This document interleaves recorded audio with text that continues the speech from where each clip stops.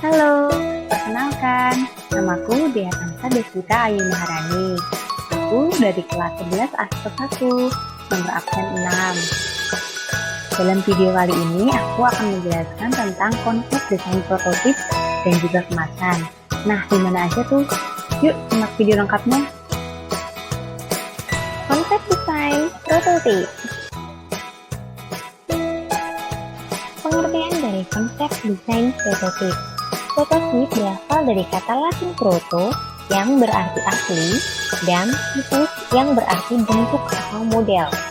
Prototip adalah model kerja dasar dari suatu produk atau sistem informasi.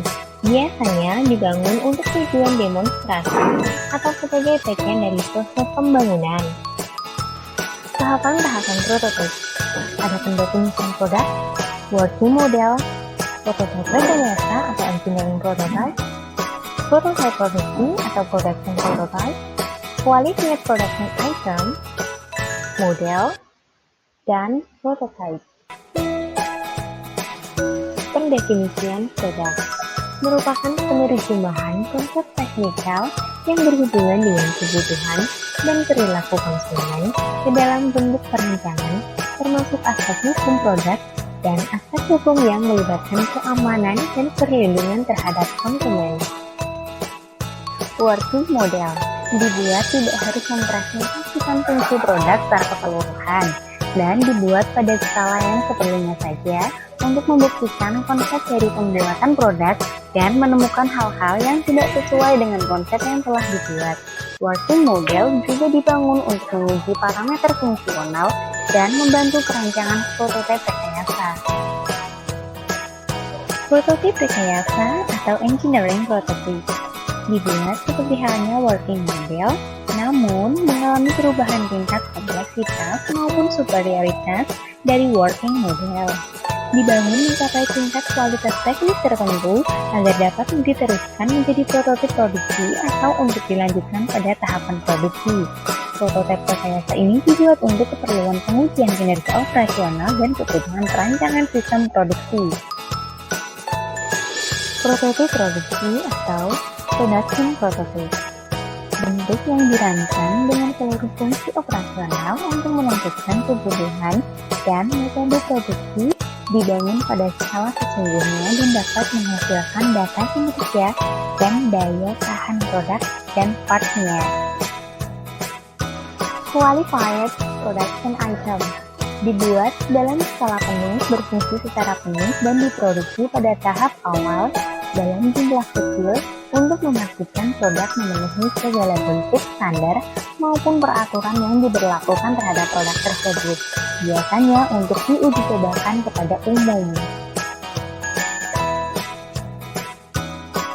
Untuk mematangkan produk yang hendak diproduksi secara komersial, maka produk perlu memasuki pasar untuk melihat ancaman-ancaman produk yang terjadi, misal keamanan, regulasi, tanggung jawab, ketahanan dan kerusakan year and tear, pelanggaran, siklus event dan polusi, dan konsekuensinya diperlukan peningkatan program pemasaran.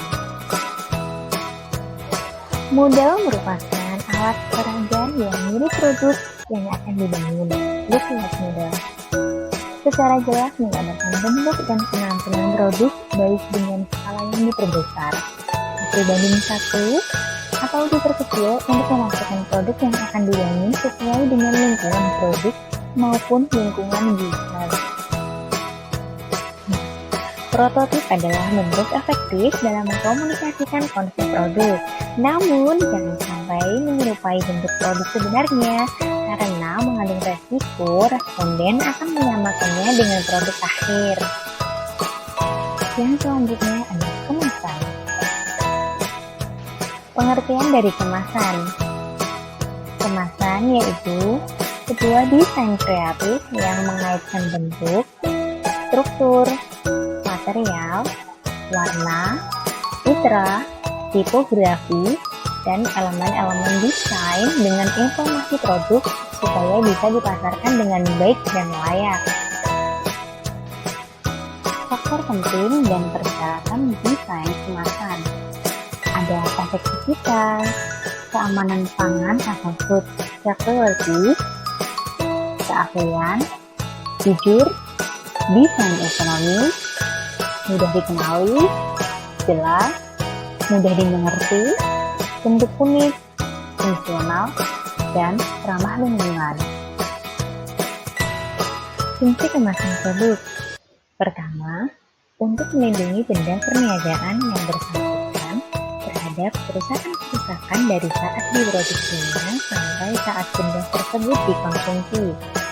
Kedua, untuk memudahkan pengerjaan dan penyimpanan benda-benda perniagaan tersebut oleh para perantara dan para konsumen.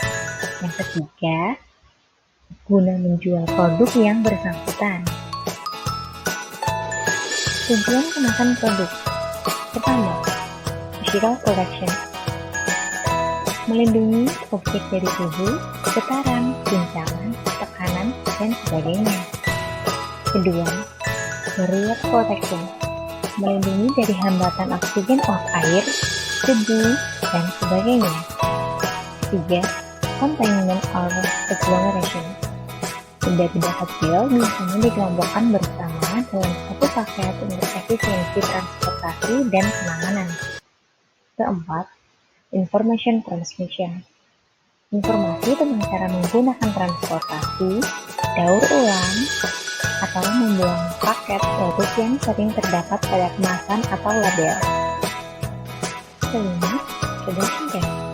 Kemasan yang tidak dapat ditutup kembali atau akan rusak secara fisik menunjukkan tanda-tanda pembukaan sangat membantu dalam pencegahan pencurian. Keenam, maintenance. Fitur yang menambah kenyamanan dalam distribusi, penanganan, penjualan, tampilan, pembukaan, kembali penutup, penggunaan, dan disimpan kembali. Ketujuh, marketing.